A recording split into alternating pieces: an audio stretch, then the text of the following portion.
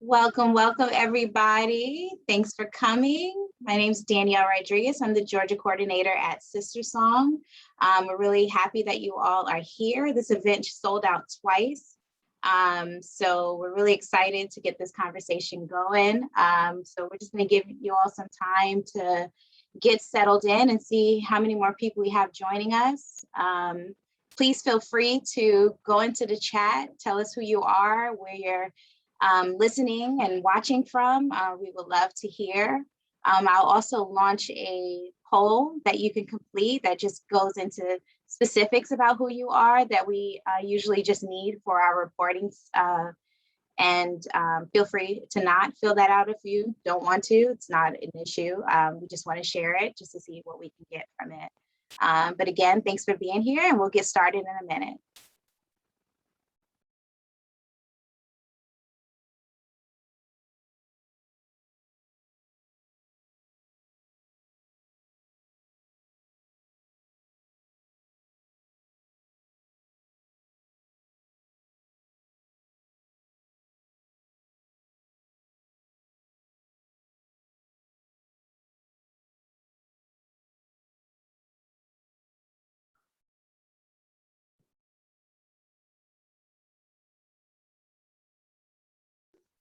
Thank you for joining us. These numbers are going up. I'm so excited to see everyone.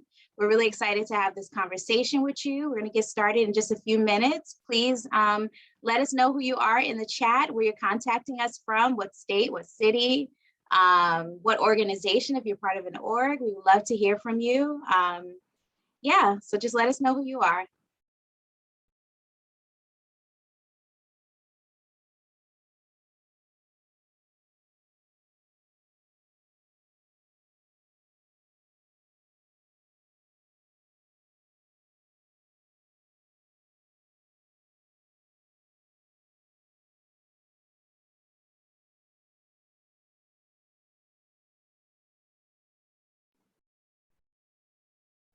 Chicago's in the house, Cleveland, Farmington, Glendale. I'm so excited to see y'all, North Carolina. Awesome. Virginia, Planned Parenthood, awesome. Thanks for being here. Michigan Organization on Adolescent Sexual Health, thank you, we're so excited. Richmond, we got Monica in the room, that's exciting.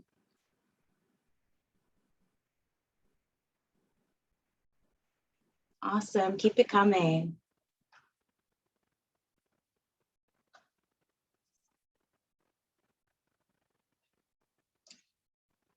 Awesome. So welcome to the Parenting Options for Queer, Transgender, Non-Binary folks and everyone else who is part of the LGBTQI+ family. Again, let us know who you are in the chat. We're just interested to see where you're contacting us from and listening from. If comfortable, you can share your race, ethnicity, gender identity with us. We'll also launch a poll in about a minute or so. I probably can launch it now, that you can complete. That'll just give us a little bit more information on who you are. Feel free to complete it. If you don't want to complete it, you don't have to. It's just something for us for our reporting needs. And we'll get started in a sec.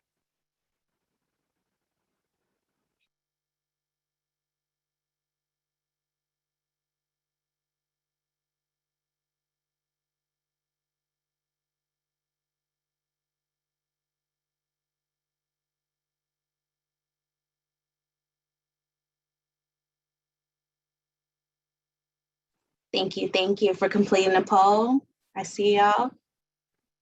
Thank you.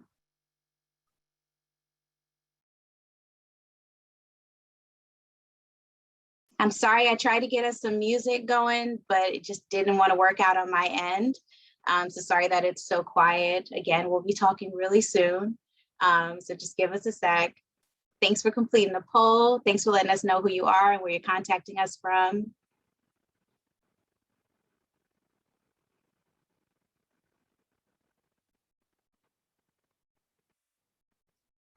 All right, I'm gonna go ahead and end this poll. I think we got enough information. It's still going, okay. Thank you, thank you.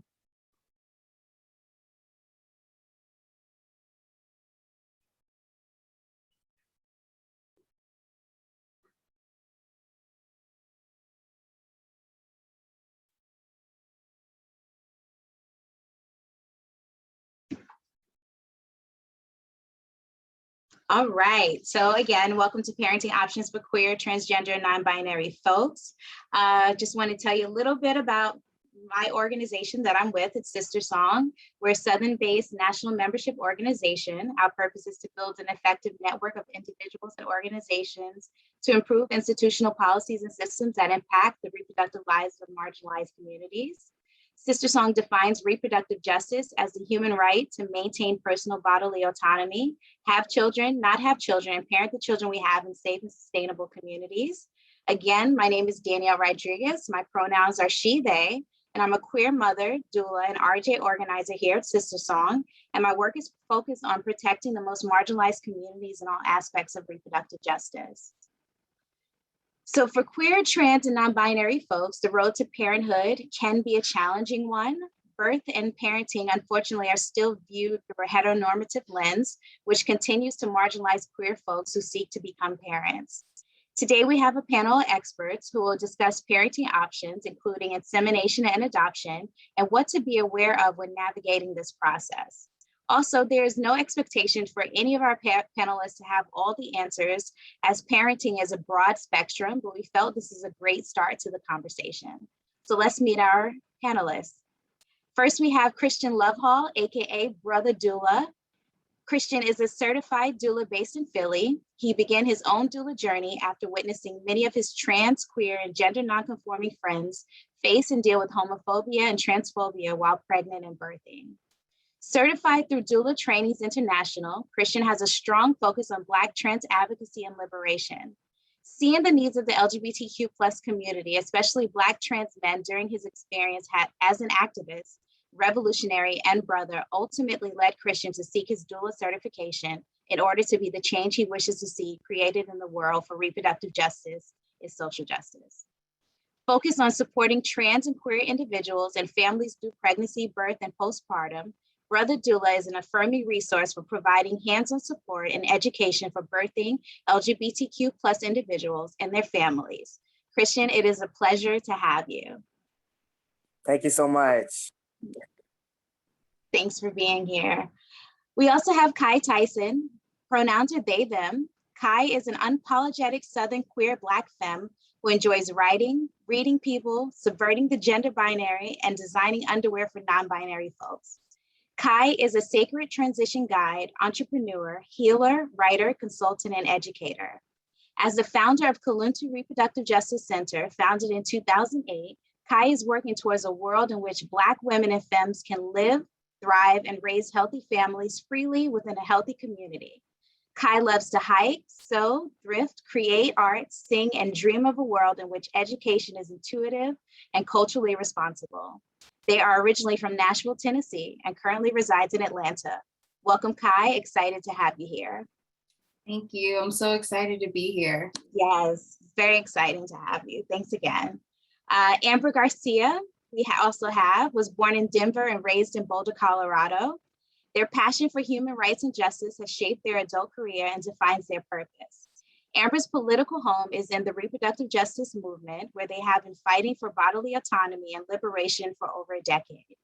Amber is the executive director at Women's Voices for the Earth, a national environmental health organization that works to eliminate toxic chemical exposures through policy, advocacy, targeted corporate campaigns, education, and youth leadership development.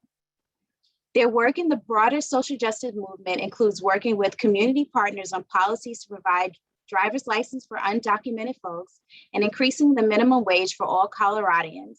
I hope I said that right. A national level, thanks. An organizer at their core, Amber is a dedicated movement builder at state and national levels through interconnected networks of individuals, organizations, and coalitions.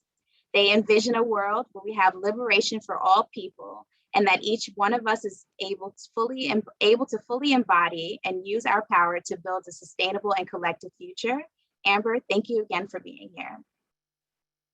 I'm so happy to be here. Thanks for having me. Thank you. Lastly, we have Maria Goodman. She, her pronouns, is a home birth midwife who specializes in working with the LGBTQ plus community for home birth, fertility, counseling, and inseminations. She is currently co-writing a book called Baby Making for Everybody, a guide for LGBTQ plus and solo parents, providing all of the information people need to create families outside a heteronormative family structure. Maria is also in the process of creating a birth center in Watson, California for the for the farm work community. She lives in Santa Cruz with her 3 kids, her wife, who is also a midwife. Welcome, Maria. Thank you. Thank you for having me. So we can get this conversation started. I wanted to start with you, Maria. What I wanted to ask you is if you could start the conversation with known pathways that are available for queer, trans, and non-binary folks to become parents. Sure. Yeah, absolutely. There's a lot to talk about, so I'll say some things and then maybe, if people have more questions later. So I specialize in working with people who have uteruses. So particularly the first step of that journey for people who want to become pregnant themselves is figuring out what kind of sperm donor they want to have. So there are kind of 2 main categories of different sperm donor options. There's known sperm donors. So that's like a friend, maybe a family member of your partner, somebody in the community who is willing to donate sperm to help you get pregnant. And then the other kind of section of sperm donors are anonymous sperm donors. That would be like sperm that you buy from a sperm bank. So there are some different considerations for both. Using known donors can be very beautiful. It can be a lot cheaper. When you buy sperm from a sperm bank, 1 vial of sperm costs about $900. And that's not including the insemination stuff, which we'll get to a little bit later. But when you buy sperm from a bank, they've already, with the donor, they've done testing, they make sure they have no communicable diseases, they take care of all of the paperwork that you need. So basically you don't have to go through the process of like creating a known donor contract, consulting with a lawyer, which I really do recommend when using a known donor, because sometimes there are just complicated relationship things that can come up, and each state has different laws. So it's important wherever you are to research, talk to a lawyer. Sometimes this information is available online. It depends where you are, but figure out how you can protect your family and definitely create a known donor contract. Those are available online. And it's just really important to chat with this person and make sure everybody's on the same page around the roles that, each person will have in the child's life. Some people want their known donors to not be involved at all. Some people want them to like come to birthday parties and, be available to go to school performances. And it's, family is what we make it, and queer family has so much potential, and it's awesome and beautiful. And it's important to just make sure that, we're checking all of our boxes legally. So once you choose a donor, if you're using a known donor, there were some questions that SisterSong gathered earlier, and like asking about like the most affordable ways to do it. So using a known donor and doing home inseminations is an awesome option. You don't need like a healthcare professional to do that. What is important, like the very first thing when starting to try to get pregnant, is figuring out your cycle and tracking your ovulation. So this information can sometimes be hard to find, sometimes feels triggering for non-binary and trans people. And so it's important to find those areas. I am working on writing a book that will help like condense all of this information and help people, have everything that they need to figure out when they're ovulating. So I'll just talk briefly about that. So generally, people who menstruate ovulate 14 days before getting their period. So that means if your cycle is 28 days, usually you ovulate on day 14. If it's 35 days, usually you ovulate on day 21. But there are these really awesome, very affordable little, they're called LH strips, or ovulation predictor kits. And they're like a little pee test, and you check your urine, and what it does is it measures a hormone in your urine called the luteinizing hormone, which is the hormone that your body releases as it's getting ready to release an egg. So when starting to think about getting pregnant, it's great to spend a couple months just tracking your cycle, tracking your ovulation, like figuring out, yeah, I usually ovulate around day 12 or day 14. So that you can know like when to call your known donor, be like, it's probably going to be around this day, or if you're using sperm from a bank, to have it shipped to your house or to your doctor's office. So once you get a sense of when you ovulate, if you're using a known donor and trying at home, I didn't mention, you definitely want to talk about like safer sex practices and testing, and because you're sharing fluids with this person, so you want to make sure that you've covered all of your bases there. But if you're doing it at home, they can come donate into a clean receptacle. It can just be like a clean mason jar. It doesn't have to be a sterile cup. And then you put the seminal fluid. Some people will use a syringe that you can just buy at a pharmacy, or you can use a menstrual cup and put the seminal fluid inside your body, and then you kind of elevate your hips and you let gravity help bring the fluid in towards your cervix. It is helpful to have an orgasm when that's possible, because like the motions of the uterus kind of help the cervix like pull the seminal fluid into the uterus. And a lot of people get pregnant that way. It's a great way to get pregnant. It works best when you ovulate regularly, and when the person who's donating has like normal to high sperm motility and sperm count. So that's a great way to get pregnant. You don't need to pay anybody outside of the situation except for maybe a lawyer when doing that.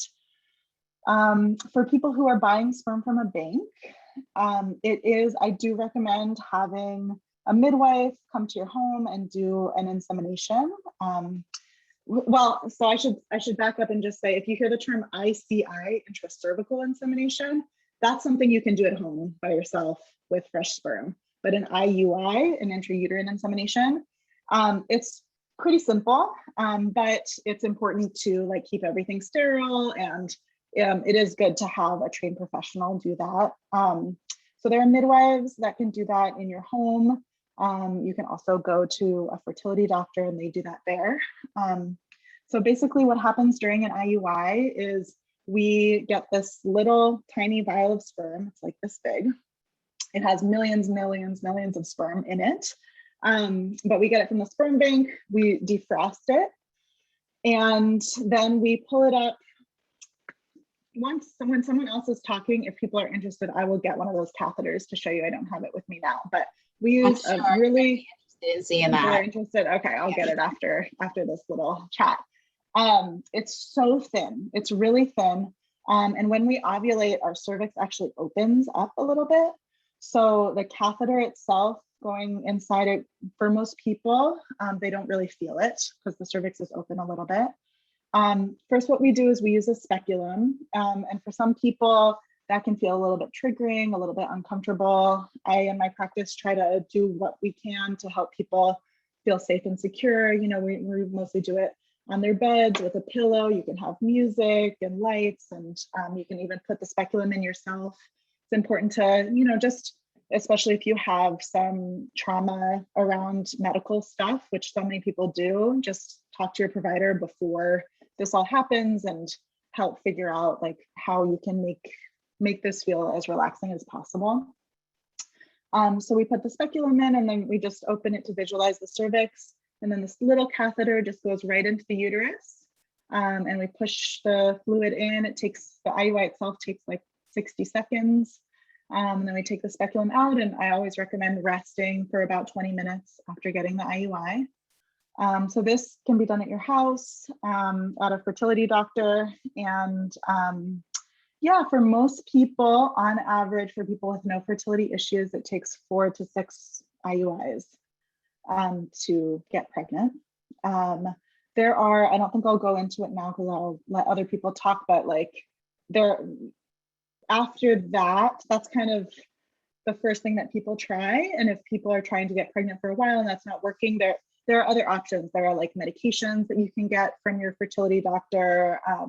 There's IVF, which is in vitro fertilization, which is a more high-tech process where they first take eggs out of your body and combine it with sperm in a lab, and then put the embryo back inside your body or your partner's body. So these are some different options, but yeah, we'll chat more about that in a little while. No, thank you so much. And just so you know, the menstrual cup option was extremely popular in our chat. A lot of people were like, oh, I didn't know that, but that's a great, genius idea. So thank you for sharing that. So I just want to open up to all panelists to kind of broaden this conversation a bit. As queer parents, we're often have to find ways around the heteronormative process to get pregnant and become parents. So I wanted to check in with you all to see what other pathways have you seen in our community to help us become parents? Yeah, I'll hop in. So I heard this is like word of mouth. So if anyone knows any actual sources, please let me know. But I have heard tell that the queers of the past would, basically if I'm in a lesbian relationship, we want to have a baby, we have some gay men friends, and maybe they also want to have a baby. Maybe we all have a baby together and we co-parent, or maybe we use your sperm, you use our eggs. We do some kind of queer configuration of figuring out how we can all get our needs met as community members. And so I'm sure that folks are still doing things like that. That's just not necessarily something that is talked about super often. And obviously, like Maria was saying, let me make sure I say your name right. You want to make sure of the legal ramifications and the medical pieces and all that. But I've heard tell that that is a thing that used to happen. And like I said, I'm sure it's still happening. Yes, well, I'll be 40 in November. And it's been going on at least since I was a teenager. I've met plenty of families that started that way. Especially here in Georgia, I've met plenty of families that started that way. So I'm glad you brought that up. That is a great option as well. Anybody else?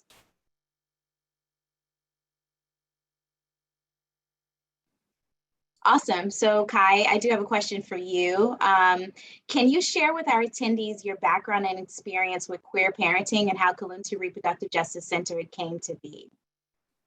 Yeah, for sure. I just kind of explained this earlier. It was honestly, this is kind of a culmination of a lot of the things that I've been doing in my life. So I identify as non-binary, but I was very much socialized and raised as the oldest daughter. And a lot of oldest daughters know the struggle of being the babysitter, the built-in babysitter, or, being the second parent, the third parent. And so that was always me. I was always the big cousin. I was babysitting. I was always, doing those types of things. And then I went to school for education and communication and these things. And I was starting to learn a lot of different things about human development. Thank you, Sib. I see you in the chat. But, I was starting to make these connections. And so my background is in education, and I've mostly worked in higher education, but I've worked with early childhood all the way up to adult learners. So working with kids from the educational piece or the childcare piece, and then becoming a doula and becoming a birth worker and really understanding the struggles, frankly, that parents have with raising their kids. And a lot of it is, some of it is that folks aren't necessarily, they don't necessarily know a lot about human development or child development or cognitive development. When people will say, oh, well, my baby won't do X, Y, and Z. Well, that's not, developmentally appropriate. And so, I saw this disconnect between, what kids need and to be able to thrive, and what parents are traditionally taught, quote unquote. And then of course, combining that with thinking about how parenting is so gendered, and pregnancy and birth and childhood are all so gendered, and just thinking about what would a world look like if these harmful notions of gender weren't so overly present in our lives. And so all of these things together, and working in reproductive justice and learning about the maternal mortality crisis and all these things, and training to become a doula, and all these things came together, and Kaluntu Reproductive Justice Center became a thing officially in 2019.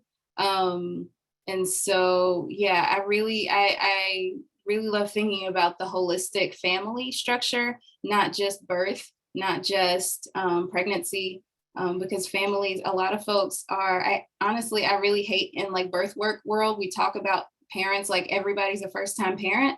And it's like, really, that's not true. Like, there are plenty of people who are not first time parents. And if we're treating everybody like a first time parent, then we're missing an opportunity. And so really thinking about like, what are the realities of families and what do people actually need? And how can we queer it a little bit so that we're not relying on these old gender stereotypes to say who can do what in our lives. Yeah. Wow, Kai, you're doing amazing work. And I feel like I've been following you since you started Kaluntu, and your growth has just been tremendous and impactful. I see your videos all the time. I follow you, so it's great to see how much you have grown. And we just are really happy to have you in our community. So thank you. Christian, I have a question for you. It's twofold. I have two questions actually. Your background is focused on trans liberation. So I wanted to know, what barriers do you see affecting our trans community becoming parents? But I also wanted to hear about some positive stories that you can share about trans parenting as well. Sure, no problem. So unfortunately, there are quite a few barriers, I would say, for trans people when it comes to becoming parents. I've worked with several trans people while giving birth and laboring. And, as Kai said, a couple of them are not first-time parents. And so, one of the, common experiences is just not being given affirming care in hospitals or birthing centers. And that may look like staff laughing at you, or staff just turning you away, saying we cannot serve you. There are stories about, people being treated roughly, and just not being believed, when they describe certain discomforts and pain. But beyond that, especially when you're Black and brown and trans, there are, many just social inequities that will prevent you from being a parent. Just food insecurity. If I can't feed myself, how am I going to feed, a baby? So racism is also a barrier. There's a Black trans man by the name of Miles Davis, whose story is in the media. He's expressed his experience as a pregnant Black trans man. And one of the stories that he tells is being stopped by cops because they mistook his belly for being stolen items from a store.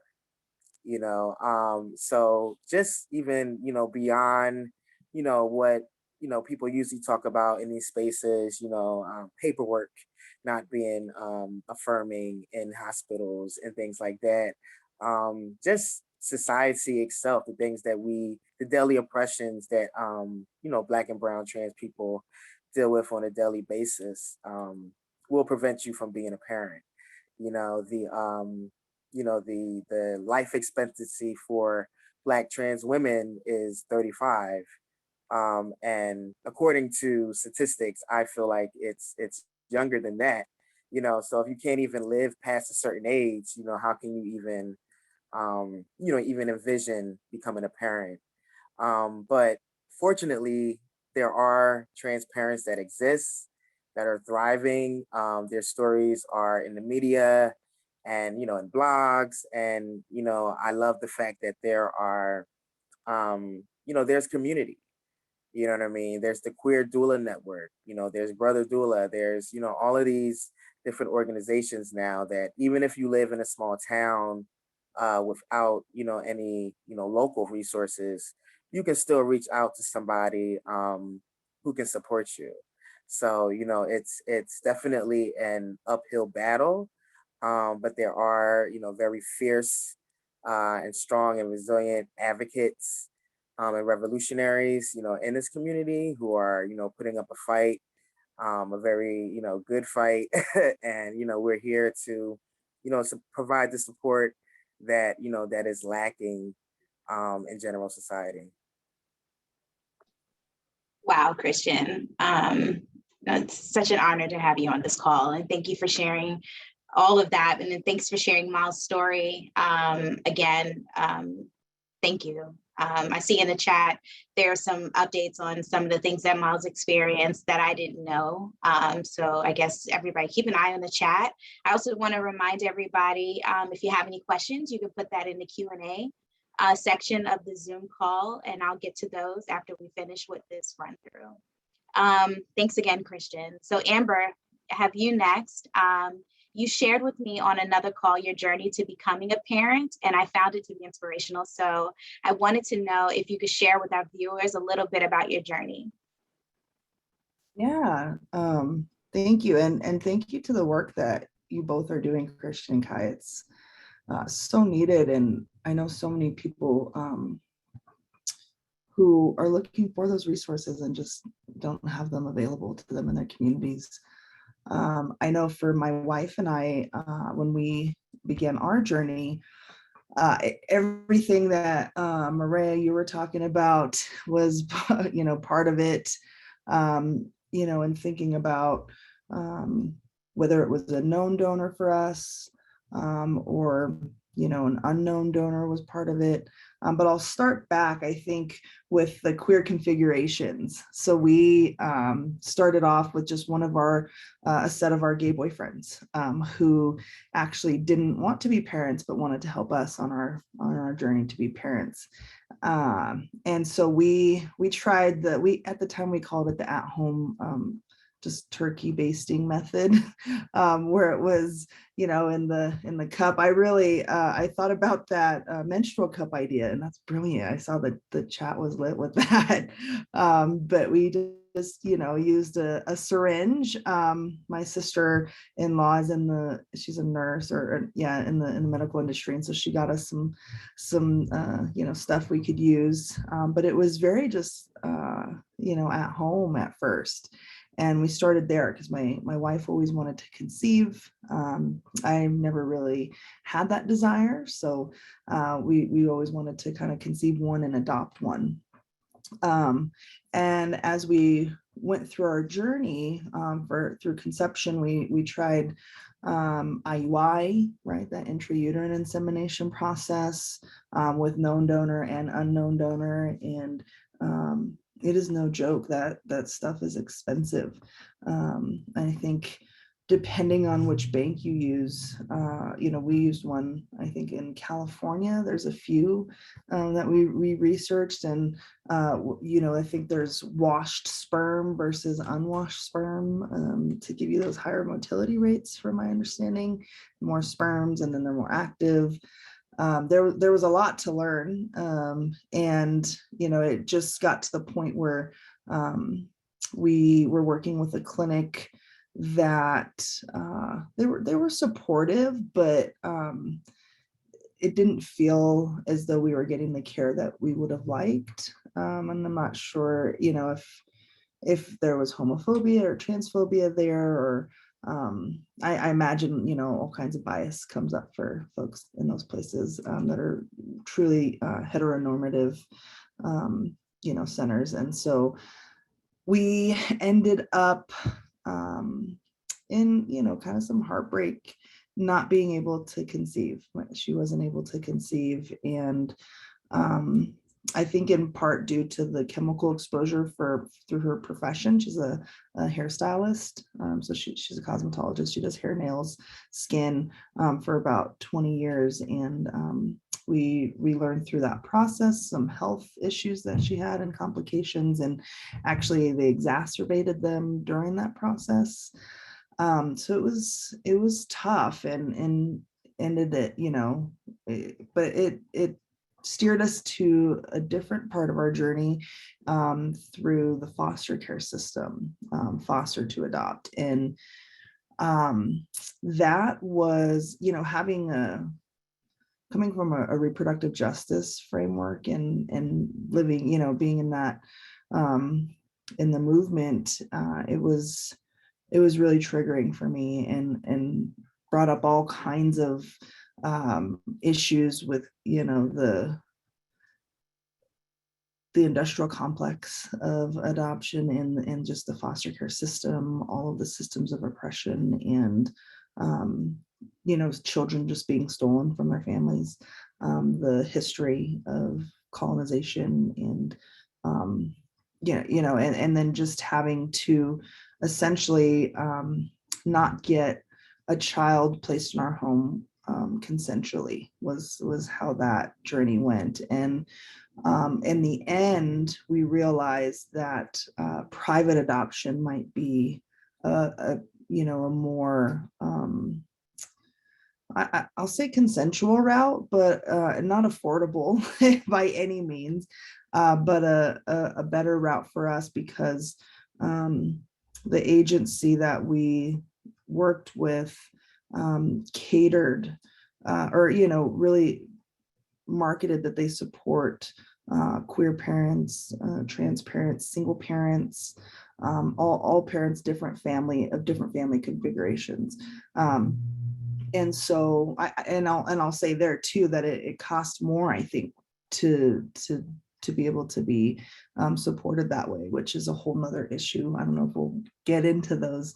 I'm sure we will maybe at the end, but so all that to be said is we were really interested in working with somebody who wouldn't exploit us or take us for a ride, because we had learned about a few stories of queer folks trying the private adoption route that had just been working, because a lot of most adoptions go through churches, and so they'll take your money, and then you never really get placed or matched up with an expectant mother. So the process that we went through, we were so thankful, because it humanized expectant mothers, and birth mothers is kind of the terminology that they would use, and connected us to build a relationship with the person who was wanting to put their child up for adoption, before just kind of going and swooping into a hospital and taking a baby. And that was a healing for us. So there were a lot of barriers and heartaches until we finally were able to adopt our son through private adoption, and learned all of the ins and outs about closed adoption versus open adoption. I think it's so important. We learned that it was so important for our child's identity development to, if possible, maintain an open or semi-open adoption. And so we were just so thankful that we got to, meet. We call her his tummy mommy. He has 3 mommies and or parents, but she is one of them. And so I don't know how much more you want me to go into, but I imagine if there are any follow-up questions or throughout the rest of the panel. Happy to share. I'm sure there's going to be some follow-up questions to that information. Thank you so much for sharing your journey with us. And like you said, there's been some heartache in this process. And, we notice that a lot in our communities, that, parenting isn't easy, finding ways to parent. And there are plenty of barriers that are affecting our community. So one of the questions I had to follow up was mentally and emotionally, how did you and your partner prepare yourselves for this process? Yeah, I would say for us, leaning into our family that we have was really important. Most of our parents are super supportive. One of them is not as supportive, but we leaned into the folks who were there to support us. Didn't have as many, honestly, other queer parents to lean into. At the time, we had a lot of folks reach out to us afterwards and have built really strong bonds there. We're in the process of adopting our second child. And so we've been able to build support group there with other parents, but it was lonely, I'm not gonna lie. And we went to the internet sometimes just to hear stories from other folks and meet random strangers. There were folks that we met through like adoption classes, other parents. That was, I think, one of the best areas of support, was just being in a group and sharing the experience of the unknown with other folks and the trials and tribulations of people who've gone through it. And then, of course, I'm fortunate enough, I know it's a privilege to have like all of my movement friends and family, like my chosen family, to be able to support us. And it wasn't, the emotional and mental component was there, but we also needed it financially because it's not cheap. We had to do a lot of fundraising actually, and still are, to be able to go the private adoption route. But I think we also, obviously, I think I didn't even name it, like lean into each other. But, and then at that, sometimes in your relationship, it can be a little bit, it can be hard. It can also kind of, present some really big challenges that can divide you, or, and so to be real with that was tough. And we were able to lean into like counseling too. Counseling services were helpful if they're available. Wow, thank you for sharing that. And I'm sure it's the word I'm looking for, but it's a familiar place for a lot of folks. Yeah. And I think even for me, as I move into 40 and considering having another child, I have to consider, the heartbreak that is part of that process as well. And just, trying to prepare myself for that if I do decide to move forward. So again, counseling, you mentioned the internet, you mentioned, leaning on your family and friends. And I get it 100%. So thank you for sharing that. I really appreciate that. There's a lot of people in the chat also thanking you.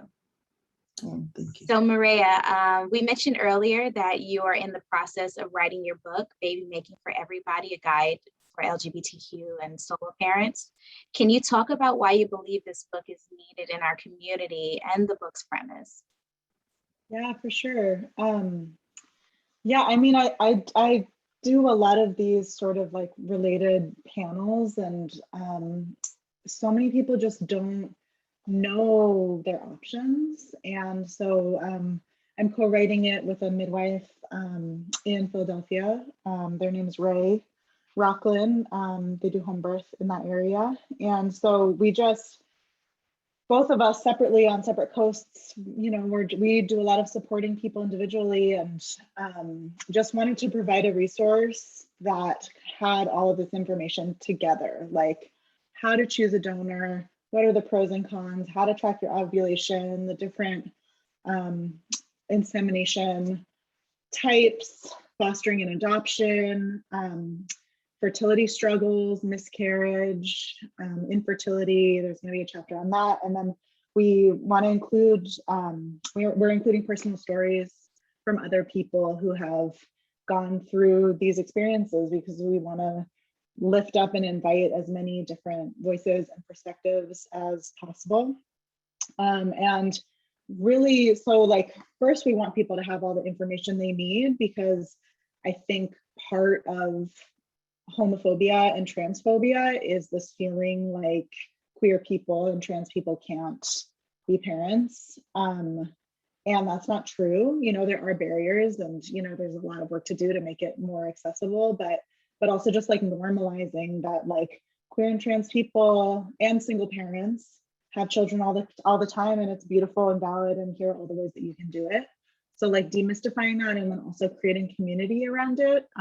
Like our plan is to, once the book it launches, have a website where people can share their stories, like a community sourced blog, and just kind of counteract what Amber was talking about of that like isolation that so many people go through during this time. So, you know, it's one of the pieces, like so many people here are doing such important work for different and interconnected communities, but yeah, just we feel like the world needs a resource that has it all together. And the only book that I know of that exists that's kind of talking about this is called The Ultimate Guide for Lesbian Conception. And it's, you know, very gendered, and it was also published like 20 years ago. So there's nothing recent that like really holds the space for everybody that we're imagining to, you know, have the resources that they deserve. We'll also, I saw some questions in the chat. We'll also talk about inducing lactation for trans women, and like a specific chapter on trans fertility. So just like really trying to provide that information. Wow, thank you so much, Maria. We're probably gonna have to do like a book review when this book comes out, and do another a live event. I think that would be really awesome. And I love that you're opening this up to a community, so folks can actually have a place to go to talk about their process. So thanks again for all your work. Danielle, I also got the catheter. Did you get it? Yes, I have it. So I wanted to show you. Okay, so this is like a vial of sperm from a sperm bank. It's empty. It was from a client some years ago, and I just use it to demonstrate. So this is about the size. It comes in this like really big nitrogen tank. And then this is what we used for the IUI, the syringe and the catheter, and it's kind of hard to show on Zoom, but I can see. Yeah, it's flexible and it's really thin. So yeah, just so to kind of like demystify the medical process. Wow, thanks for showing us. That's so important in this process. Thank you. Yeah, totally. Thanks again. Okay, so Kai and Christian, I do have a couple questions for both of you. So you can pick which one fits best for your expertise. I wanted to know, is it abnormal to hear from a client prior to them becoming pregnant? And also, do you ever get clients that are not the pregnant person, and what does that support look like?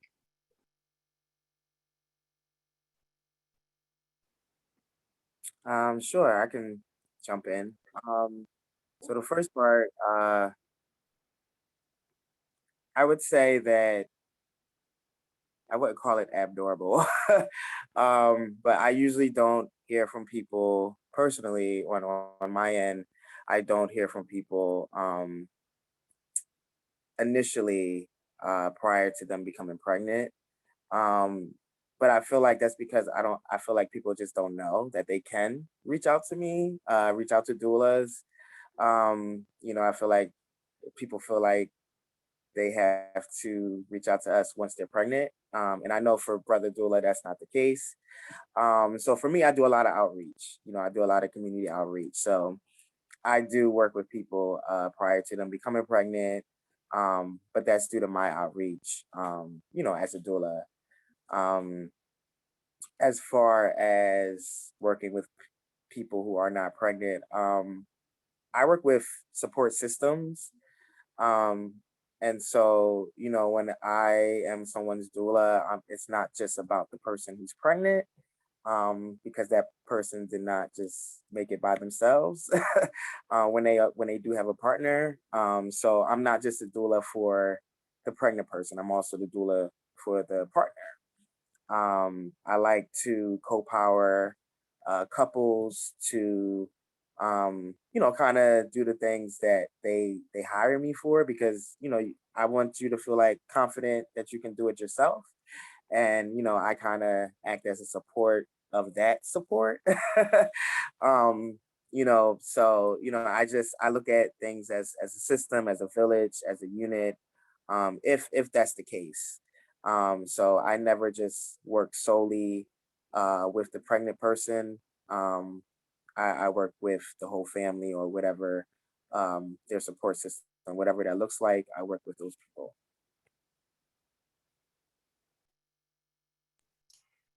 So I'll kind of answer the first question from a different perspective.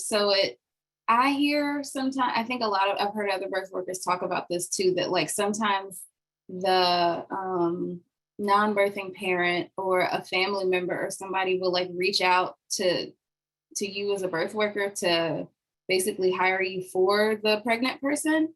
And I think that can be a little awkward. Like I get the sentiment of it, of like, you need a doula, but like the pregnant person should have a say in who they're working with. And so sometimes folks will reach out to me from that perspective, as far as like, I want to help the pregnant person. I don't really know how to, but I know that doulas are important. So, I want to get them a doula. And, I usually encourage them, like, let's still, have a conversation. I'll have a conversation with the birthing person. And if they feel like they want to say, move forward and say yes, then we can have that conversation. But I think sometimes people like jump the gun a little bit, like they get excited maybe to like support their person. And like, yeah, I'll just get them a doula. But, it's not like I'll get them a birthing ball or something. Like, each birth worker has their own particular vibe and their own particular specialties and different things like that. So sometimes that will happen, but I haven't had the non-birthing parent or another person reach out like seeking support only for themselves. It's usually them looking for support for the birthing person. And then I hear from folks before they get pregnant. So I guess kind of twofold. One, I serve as a fertility doula. It's not my my main focus, but I know a lot of folks, I think some folks are still figuring out what being a doula means. And so I think sometimes people hear fertility doula like, oh, all the different options of all the medical, assisted reproductive technologies, and all the ins and outs of all of them. And you can help me figure all this. I'm like, wait, I'm not an expert. I'm not a medical provider, a medical professional. But I can walk with you through this process. I can help you figure out, what do you want to do? What direction do you want to go in? I can just talk with you about things. Because a lot of times when families are going through the process of trying to conceive, there's the isolation is happening, not only because, you're going through this experience that a lot of people haven't gone through, but also like a lot of your friends, even if your friends are queer and trans, your friends may not know what this experience is, and it might be difficult to talk to them about this.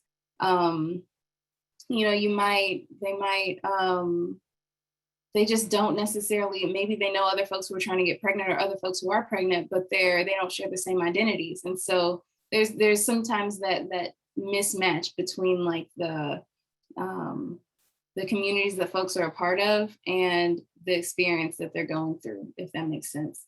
So yeah, sometimes folks are just looking for someone to talk to and listen to, and like, hey, this is my experience, and can you help me just walk through this part of my journey of my life as we, as we're trying to build our families.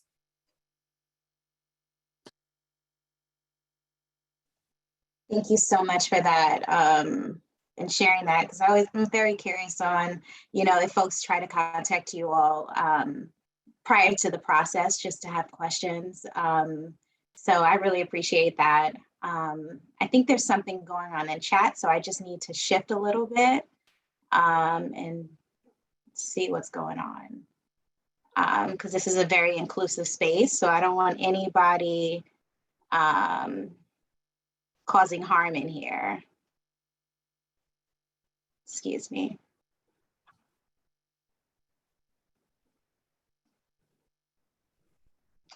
We all have our opinions, but we, like I said, we don't want to cause harm in this space.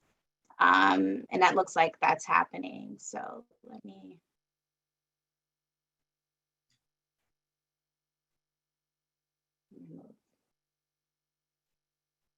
All right, so we should be good now. Sorry about that. Jump back in 1 second.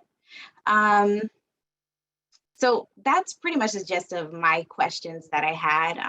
We wanted to leave enough space for the Q&A part where we have folks asking questions for you all. But real quick, understanding that this is just a primer of a larger conversation on becoming a parent as a queer, trans, and non-binary person. What do you think, in envisioning and thinking of this in more of an Afrofuturistic world, how do you imagine this process becoming more inclusive for our community?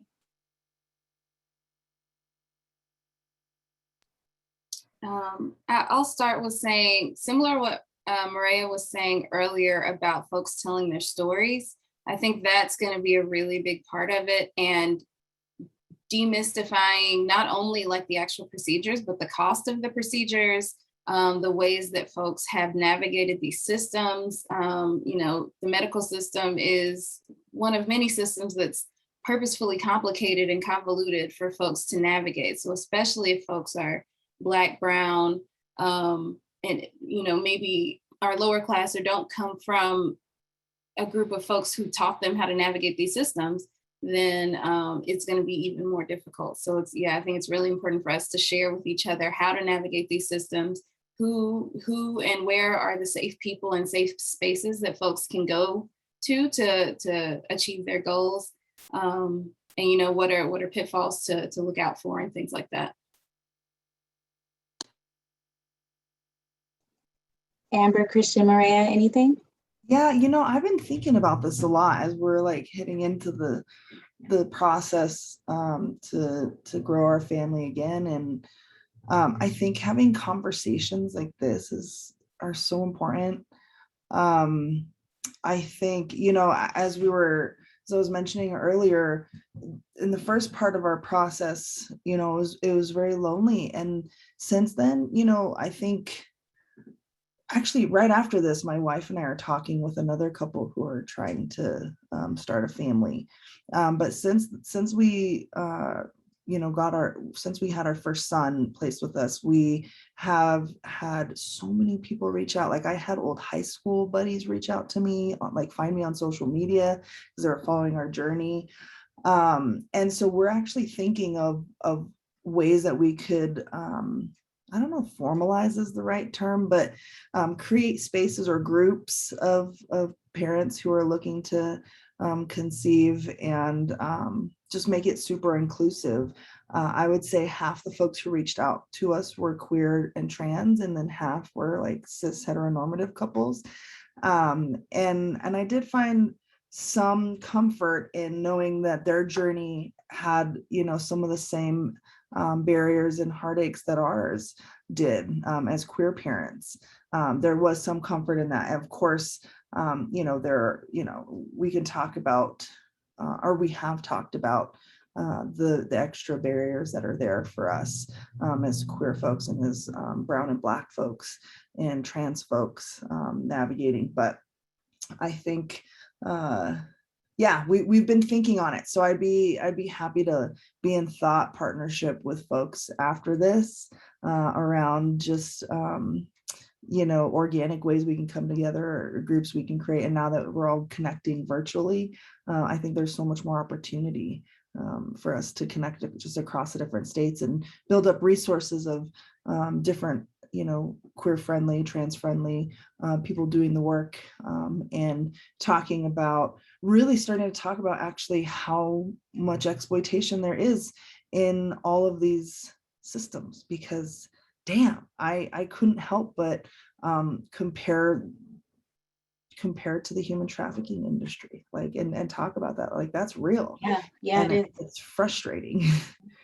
But, you know, and I know this person, Mary, in the chat was, you know, saying some things about their experience around adoption. And, you know, I don't take any of that stuff personally. My experience has been my experience, and everybody's experience is their own experience. And I think there's trauma in other people's experiences, and I hear that, and I'm sympathetic to that, you know, because not everybody can have yeah, we just know all the systems that are in place to still our children from our communities. So I'll just say that. I envision that world too. We're getting there, and we can continue this conversation. And once we realized this event sold out, we knew that we were going to have to keep this going. So we'll definitely be contacting you all for more of these conversations. Maria, Christian, did you have anything to add? Any way to make this process more inclusive for our community? Yeah, well, I mean, you, Kai and Amber said such awesome, beautiful things. But just one of the thoughts that I had is just like deconstructing this idea that like a family with a mom and a dad is normal. Like we know that this heterosexual family model is based in like sexism and classism and patriarchy. And like, how do we move past that? Like for everybody, you know, all, like so many families are, you know, blended families and people divorce and they're single parents. Like we're in a time where that, like, I want to subvert that norm and just be like, really celebrate all the beautiful, creative, different ways that people are forming families. And like, how do we get those families more in the media and like, just like more representation everywhere. I like thinking about that possibility. Can I throw a shameless plug out there real quick? I will get a link if anyone's interested, but Kaluntu has a quarterly queer and trans trying to conceive discussion group. The next one is coming up on Sunday, the 24th at 3 p.m. Eastern. If anyone wants to attend, it's free. Please share the link. Yes, Share the link. And also, then I have, sorry, go ahead.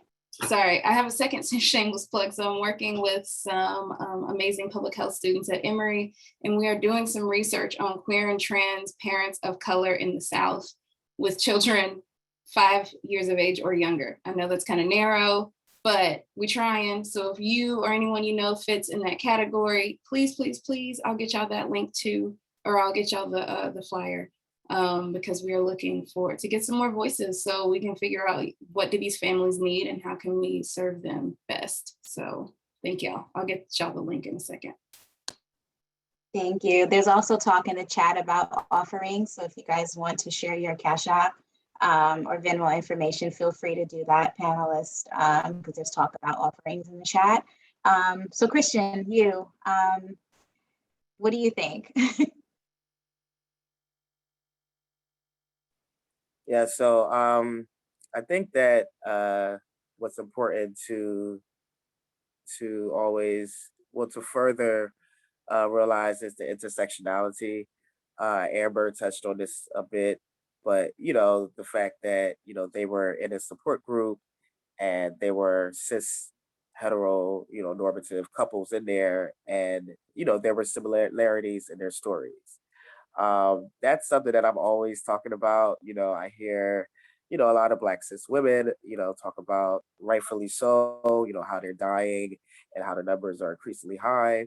And when I hear their stories, I can't help but to, you know, see the similarities in some of the stories of the Black trans men and some of the Black non-binary people that I know. You know, so realizing that, you know, there are more similarities in our experiences, especially just as Black people, period. And you know, there's powers in numbers, you know.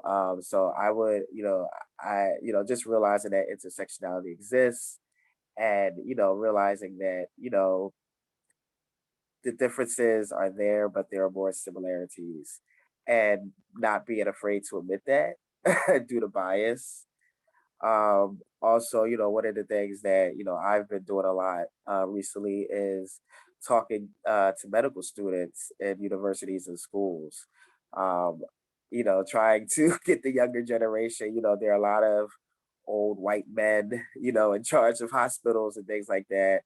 And, some of them, the reality of the matter is that some of them are just unmovable, and so you have younger generations coming up, who are going to be working in hospitals and birthing centers. So I go to them before they even get corrupted by whatever institution or facility they're going to be working at, in hopes that the lessons that they receive and the stories that they hear from me, they'll be able to apply in their work.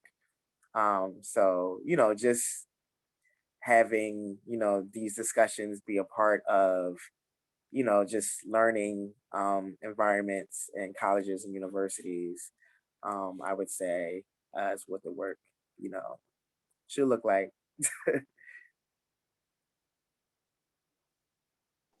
Yeah, thank you so much. And I'm noticing that a lot of the universities are starting to get more interested in this conversation, especially here in Georgia, where maternal mortality is really high. There's a lot of universities looking to engage with our organization to do some data work and figure out how to fix this problem. So I think we're moving in the right direction. I think that all of you all on this call and even our attendees, you play such a huge role in that process on bringing this to the attention to everybody. So I'm really thankful that we get to have this conversation. So we're going to move on to questions from attendees. One of the questions I have is, what are things to consider in advance when conceiving? And are there any affordable treatments to conceive? Does anybody want to take a stab at that?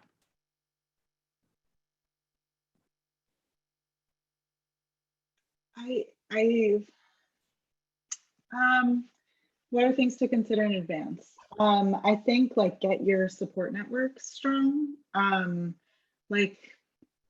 Get a counselor or a therapist, get your chosen family and your bio family, and get your support network strong, process with your partner, about all this stuff. There are some midwives and definitely fertility doctors that recommend doing a full fertility workup and blood tests and all that stuff. And I do know that sometimes that has value. However, sometimes it doesn't. And I know a lot of people that get told by their fertility doctor that they have a really low chance of conceiving, and they shouldn't even try, and then they get pregnant on their first or second IUI. And I think there's a lot of mystery in this process, and sometimes the medical system doesn't, they only have one way of seeing fertility and the body. So I'm not saying don't do that if that feels powerful to you. It's great to get information, and also take it with a grain of salt. Yeah, just I think bringing your spiritual practices into the process and creating ritual around it, and really inviting this family into your life is really powerful, along with the getting all the information and the procedures and the money and that stuff together. It's equally, if not more important. Yeah. Okay, so this might be for you, Kai, see if you know. What are some trans, non-binary, affirming OBGYNs in Atlanta? Do you know of any? The one I know of no longer practices. I wish I did. So I do know a doctor who moved to Atlanta, but I don't know exactly what I know they're trained in OBGYN, but I think they're doing a postdoc or some research or something. I don't think they're practicing. Unfortunately, I really don't. It's so hard, and it's hard to say. There's no one test someone can take to be considered queer and trans affirming, right? Or there's no checklist that they can check all the boxes and then they're queer and trans affirming.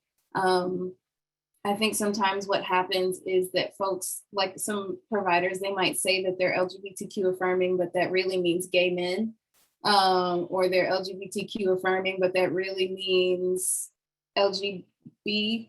Like it doesn't include trans folks, or it doesn't include non-binary folks, or it's for white gay, right? It's for white gay men, or it's for, cisgender men, and which is fine, they need affirming doctors too, and so do we. And so unfortunately, I wish I could say off the top of my head, but I don't. And then I don't think, did you specify OBGYN? Yeah. It unfortunately, like the medical school piece, Christian, that you were saying, like so many medical schools either don't have any LGBTQ anything in their curriculum, or they have like 3 or fewer lectures out of 4 years of education, and they don't get into the intersectionality, they don't get into specific specialties. So yeah, unfortunately, I appreciate the work that you're doing, Christian, and that's some work that I'm wanting to get more into, because yeah, these medical schools, if we wait for them, then I feel like the medical system is perpetually like at least 20 years behind, unfortunately. So.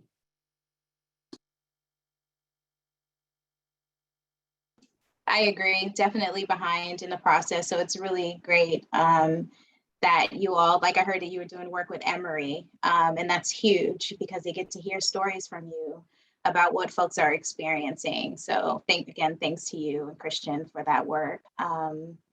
Okay, so here's a question, which I think kind of hit in the chat as well. Are the panelists informed on adoptee and fertility alternative people's rights, the corruption and history of the multi-billion-dollar human trafficking industry known as adoption, the effect of capitalism and colonialism on family units, and the interference of the legal system and child protection services that are the agents, and racism and the white savior complex? I feel like you kind of touched on this, Amber. Yeah, I'm definitely aware. I think that's great. That's real. Great. It's yeah. You can jump in. No, I'm happy to say more, because those have been, there have been so many learnings throughout my journey.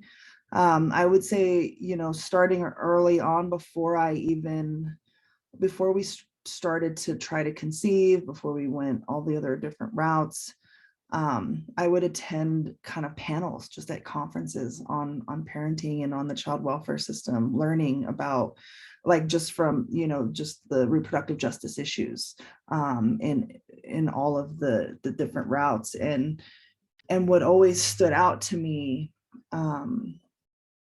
was the similarities between, human trafficking industry, and then seeing how much it cost to do a private adoption. I'm just like, oh my goodness. And then hearing from people also, like Mary talking about I think primal wound, I think it was that this person mentioned.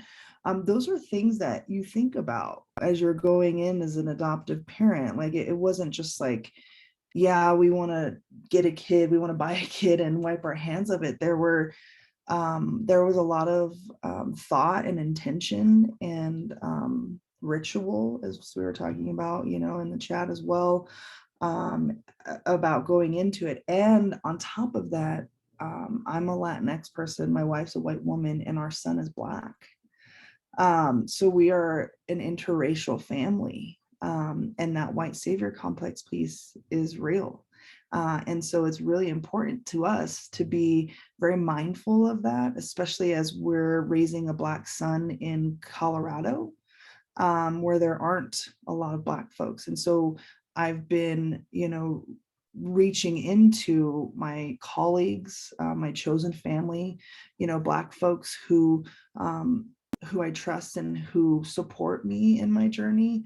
Not everybody will, and that's okay. But as much as I can be intentional to ask, just ask the questions. I think we have to be willing to have those hard conversations and say, what is the best for my kid? And what I've learned is that it's really important for them to see other Black folks in their life. So they don't just associate light-skinned people with safety. And so building Black community in an authentic way, not a transactional or performative way, but building community, having him be around other Black men that are doing, that he can see in government, or just if it's his doctor, his dentist, his healthcare professionals, his teachers. I think, I know not everybody has the background or the knowledge or the framework that I do from the reproductive justice work that I've been able to be a part of for so many years, and I think it's very real. I have a Black friend who works with in the child welfare system with Black kids who have been adopted by white parents, and the trauma she sees is real, and that is like, and I can't deny that. But what I can do is my best to just be aware of it and be intentional and mindful about the experiences and the identity development that we're giving him, or helping him navigate through. We didn't choose specifically to get matched with a Black mama. She chose us. That was part of the beauty in our process.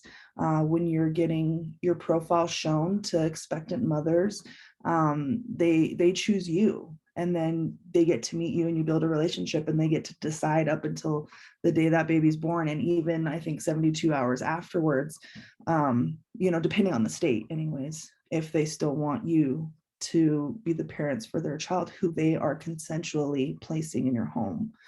So I hear the trauma and the pain that comes around the foster care system. I know that system is designed to take babies from people like my community. I've had cousins who have lost children through those systems, and friends. And so, whatever we could do in our process to avoid that violence, we did. I've really been thinking about how to work with other parents, especially white parents or non-Black and non-brown parents who are adopting children of color. I feel like that could be, that's something that I've been thinking about doing, is because I can expend that emotional labor, and I'm able to take that on, because that's real. Like that question, it's a real question. So yeah, I'll pause there. Thank you so much, Amber. And the chat is going in. Everybody wants you to do this work, and we know it's needed. We know it's needed. It's been going on for a very long time, and people are getting lost in this process, and growing up to become extremely traumatized because of it, because they weren't surrounded by people that looked like them. There's another question in here about where can you find diverse sperm donor banks? Does anybody have any answers for that? I can speak to that. Unfortunately, there's there are a lot more white donors than donors of color, and that's a huge issue in sperm banks for a lot of different reasons. I'm no expert in talking about it, but some of them, are the sperm banks use the same sort of community outreach tactics that they use for the white community with other communities. And each sperm bank, before you pay them any money, they should be offering like a list of donors. They have like a database, and you can go on and you can check for certain traits, ethnicity, race, that sort of thing. So that is a possibility. I don't know, like off the top of my head, which banks have the most donors of color, but I know they all have some. It's just not as it's not as we would want it to be. That's why a lot of people that I know in the Black and brown community go with known donors, and they try to, find those donors in different ways. There's a Facebook group, or it's a separate group. It's called the Known Donor Registry. It's kind of like Facebook, but for people that are interested in being donors and people looking for donors. So different ways that folks are trying to find donors that match more within their communities. Mm-hmm. Yeah. Okay, so next question is, what are your thoughts on raising a child as non-binary and allowing them to choose their preferred gender when they have a better understanding of gender? I love this question. I love thinking about gender from a little bit more of a like meta-analysis. I don't think there are too many other times in life when we realize how heavily gender is ascribed to us than birth, and with witnessing the growth of a child, of children, and like gender is thrusted upon them as soon as humanly possible, like before they're born, before their lungs are fully developed, like gender is heaped onto children. And so it's raising kids as non-binary is difficult. First off, because the onslaught of gender comes from way more than just the parents. It literally comes from the systems that we have to navigate. And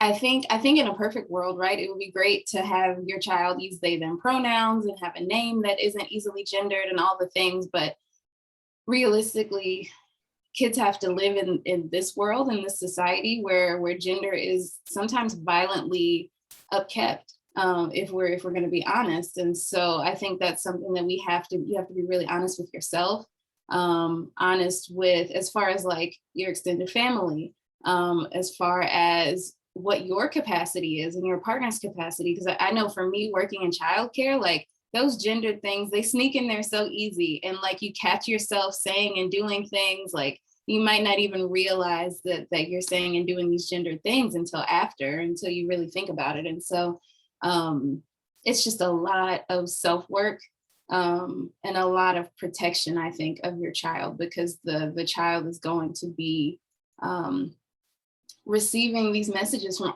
everywhere, from school, from friends, from aunties, uncles, all the things. And just the hyper gender, it's gross, honestly, but it's hard to get away from 100%. I'm not saying it's impossible, but it's even children's books. I'm honestly like there are no good children's books about like a non-gendered child that I know of. Let me know if there are any, but like the books that are there, either like, oh, this boy likes to wear a dress, this girl likes to play football, this child is trans, but there's no conversation about like this child is existing outside of gender. Like people just do not like, and I think that's because people have a hard time conceptualizing anyone living outside of gender.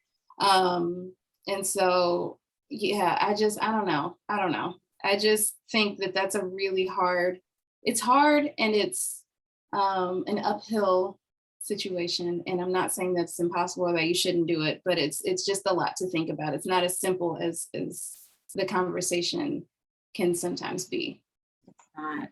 I do think with the younger generations, we might get lucky and this process might become easier, because I know, it's easier for my daughter who is 17. Like, it's easier for them to, refer to folks as they, them, and not question it, and just assume a person is a they, them until they tell them that they aren't. And so definitely I get that.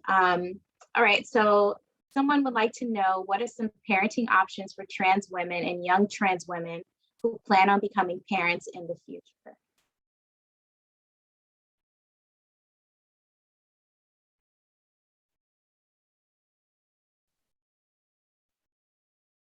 I think we kind of touched on it, but I don't want to like take up too much space. Yeah, you can. No worries. Well, trans women can donate sperm, depending on if that's something they are interested in doing and if that's biologically possible for them now. and also inducing lactation. There are different ways that trans women can, form families, and in those sorts of ways. Those are just a couple of ideas, and just continuing to like decentralize that like kind of normative family option. Like maybe a child has lots of parents in their queer community. Thank you. Also, there's a follow-up. Any advice for trans folks that are looking to also do this work to support trans queer folks becoming pregnant? As in people who want to support like partners or family members or friends who are being pregnant? Okay. Christian, do you want to speak? I feel like feel free to take up some space and I can hop in later if. Sure. I mean, if you're talking about like from the doula perspective, I always plug my school, DTI, Doulas Training International. I had a really good experience, affirming experience while going for my certification. They have a trans scholarship, so I did not have to pay for any of my training. And their training is very trans inclusive. So I always say, Google them and look them up. They're great. I was the only guy in my class, but I was received with open arms, and I'm still friends with all of my classmates. So it was a really good experience. So I always suggest checking out DTI. Previously, I said there's the Queer Doula Network on Facebook. They have a website as well. I would check them out. There are it's a network of queer doulas, and there's certification opportunities there as well.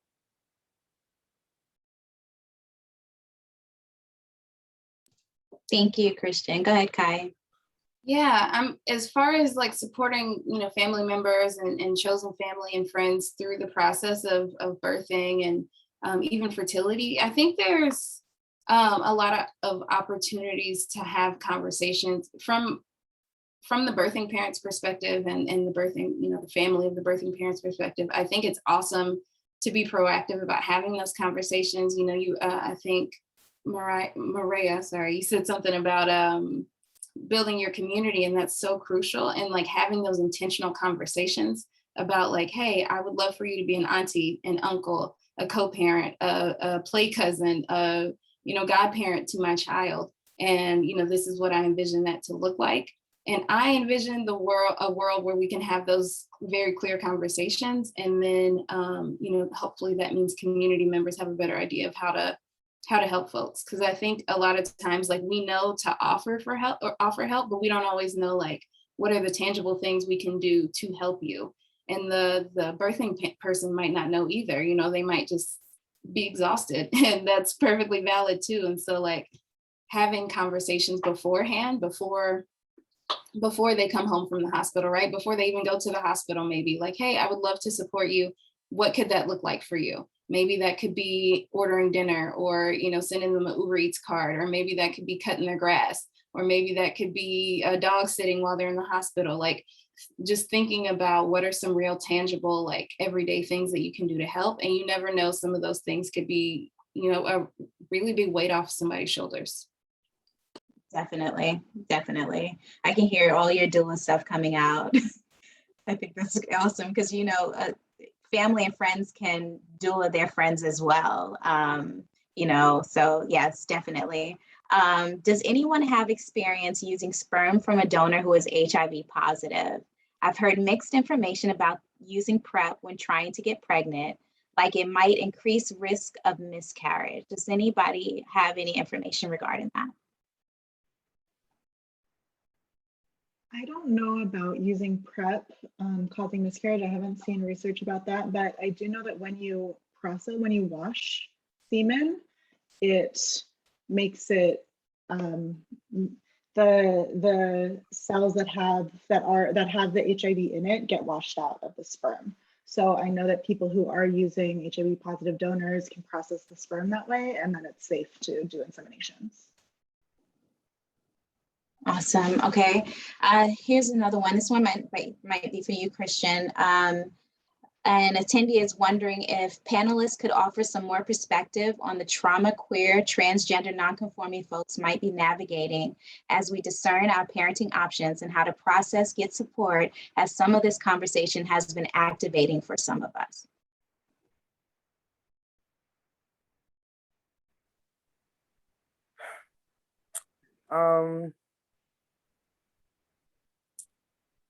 I mean, I feel like we already kind of touched on that. Mm-hmm. I'm not,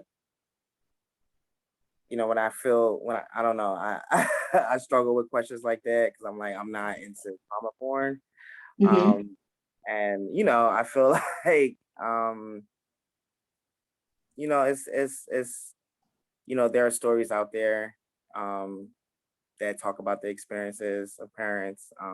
Amber has shared, their story, and, yeah, it's rough. It's, that's why we have these panels. That's the point of this. It's nothing easy, people are discriminated against at the end of the day. Denied access to things. There's inequity. So yeah. Mm-hmm. I'm not, yeah. No, I understand. And I don't mean to be rude by that, you know what I mean? But Mm-hmm. it's like, I'm Black and trans. My everyday is based around oppression and trauma, and so that my community and my clients, and those who share their stories, their stories are out there to be read and to be shared. So if you're unaware of the experiences, like, I definitely encourage you to attend more panels like this. But also, Google is out there, and, just check out some of the articles as well as on YouTube. And BuzzFeed, like there are a lot of stories out there. So that can give you, a perspective of what's going on. Thank you so much for sharing that. And I also think that, like you said, having forums like this is a great way to bring that into the space. And I think for us as an organization, we're realizing that there's a hole here that needs to be filled.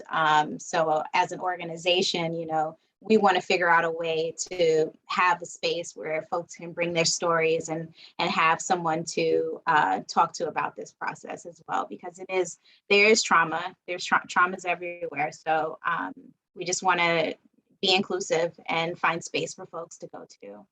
How can birth workers talk to families about gender reveal parties and baby showers, which are often heavily gendered and not safe for trans non-binary folks? I think about this all the time. You would think I wrote this. I think about this a lot. And I think it's because of my daughter, who, like I said, is very much not into genders. And just thinking about what the new generation is going to be like. But does anybody have any answers for that, especially the doulas on the call, because you guys are kind of used to navigating families as well. Do you have any information? Or you, Amber, maybe? This is a hard one for me because I feel like people are gonna people, and I'm not in the business of like convincing people, oh, there's a baby, hi, oh my goodness, I see cheeks, oh, they're so chubby. Okay. Hi. I'm sorry, I'm a birth worker, I can't help it.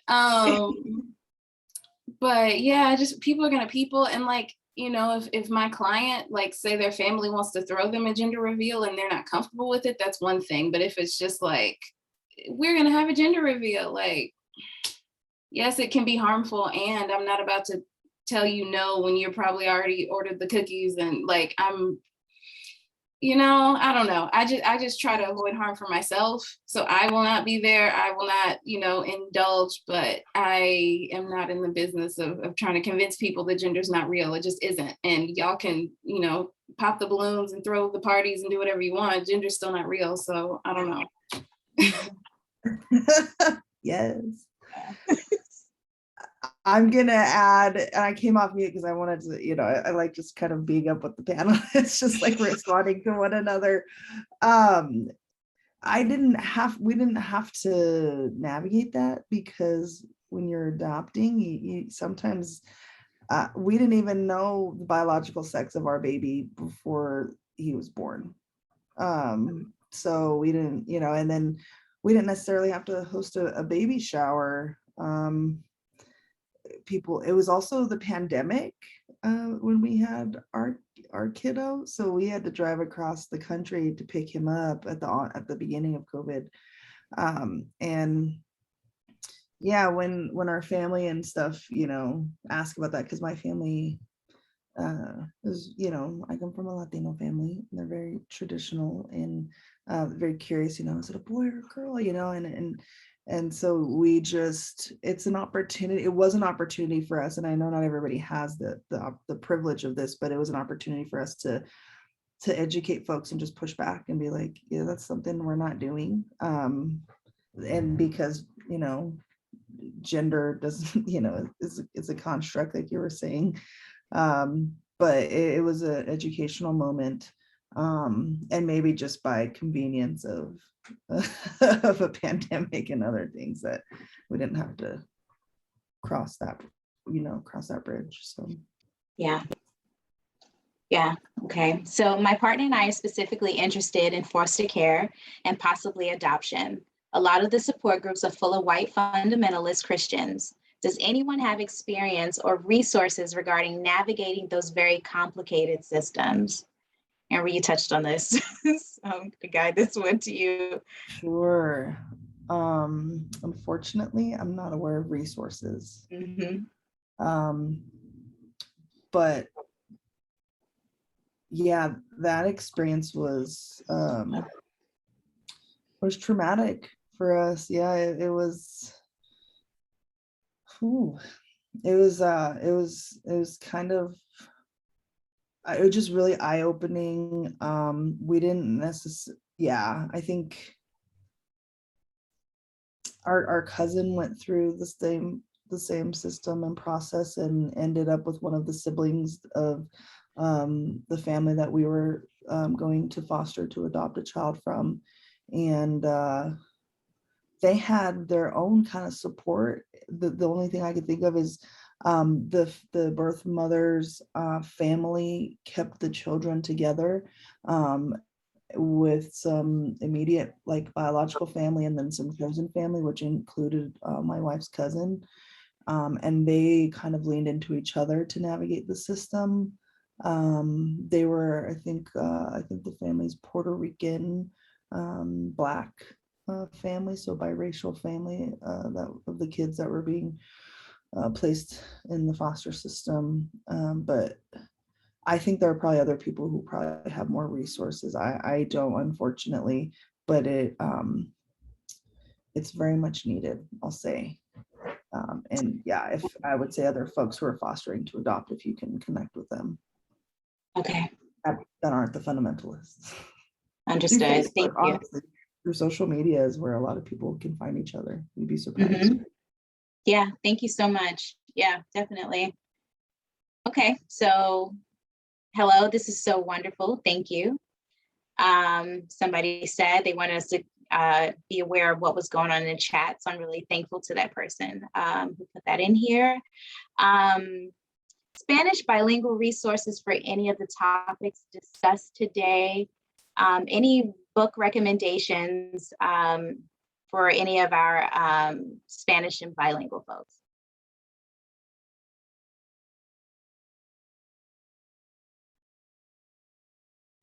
Unfortunately, I don't know any, but I did put in the chat a children's book called Julian is a Mermaid, but it's bilingual and beautiful and about like a genderqueer child. That's one idea. Awesome. Thank you so much. Do you want to introduce this beautiful baby? Yes, sure. This is Elian. He's the first baby that I gave birth to, and he's 9 months old. Hello. You want to say hi? Hi, baby. How just old learned are how to they? wave. 9 months. Oh, Yeah. oh, yeah. Yeah. Thank you. Congratulations. Thank Well, you. you all, that is everything. Kind of breeze through this. It was so wonderful to have you all on this call. I look forward to connecting with you all some more, and really trying to see what we can do in 2022. I can't even believe it, but folks want to know when Maria's book's coming out. People want to know more about your experience, Amber, Italian Christian. Folks just love the information that you're sharing and want to keep up with you all. So if you all want to put your information in the chat, please do so. I'm going to put the poll up again one more time for anybody who didn't get a chance to fill it out. I'll go ahead and launch that. But again, this has been incredible. I'm so thankful to you all for being here. And I'm sure our attendees are. I keep seeing some thank yous in the chat. Again, thank you, thank you, thank you. And it was a pleasure to talk to you all. Thank you. Thank you so much. This for was doing awesome. that. Mhm. Thank you. Yes, we would do it again. Yes. The And baby thank said you to thank my, you too. fellow panelists. Yeah, no Thank problem. you. Thank you. Bye.